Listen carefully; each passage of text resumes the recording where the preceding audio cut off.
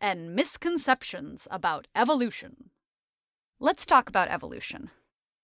You've probably heard that some people consider it controversial, even though most scientists don't. But even if you aren't one of those people, and you think you have a pretty good understanding of evolution, chances are you still believe some things about it that aren't entirely right. Things like, evolution is organisms adapting to their environment. This was an earlier, now discredited theory of evolution. Almost 60 years before Darwin published his book, Jean-Baptiste Lamarck proposed that creatures evolve by developing certain traits over their lifetimes, and then passing those on to their offspring. For example, he thought that because giraffes spent their lives stretching to reach leaves on higher branches, their children would be born with longer necks. But we know now that's not how genetic inheritance works. In fact, individual organisms don't evolve at all. Instead, random genetic mutations cause some giraffes to be born with longer necks, and that gives them a better chance to survive than the ones who weren't so lucky. Which brings us to survival of the fittest. This makes it sound like evolution always favors the biggest, strongest, or fastest creatures, which is not really the case. For one thing, evolutionary fitness is just a matter of how well suited they are to their current environment. If all the tall trees suddenly died out and only short grass was left, all those long-necked giraffes would be at a disadvantage. Secondly, survival is not how evolution occurs. Reproduction is. And the world is full of creatures like the male anglerfish, which is so small and ill-suited for survival at birth that it has to quickly find a mate before it dies.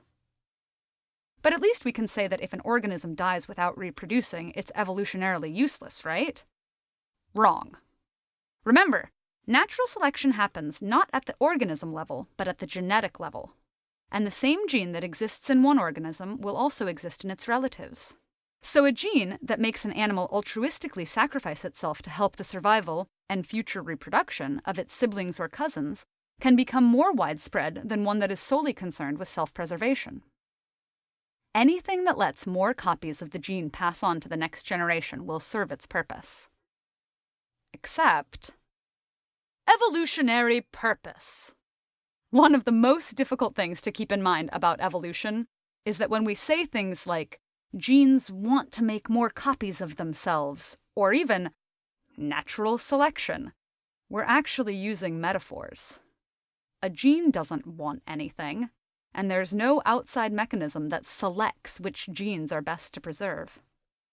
All that happens is that random genetic mutations cause the organisms carrying them to behave or develop in different ways. Some of those ways result in more copies of the mutated gene being passed on, and so forth. Nor is there any predetermined plan progressing towards an ideal form. It's not ideal for the human eye to have a blind spot where the optic nerve exits the retina, but that's how it developed, starting from a simple photoreceptor cell. In retrospect, it would have been much more advantageous for humans to crave nutrients and vitamins rather than just calories. But over the millennia, during which our ancestors evolved, calories were scarce, and there was nothing to anticipate that this would later change so quickly. So, evolution proceeds blindly, step by step by step, creating all of the diversity we see in the natural world.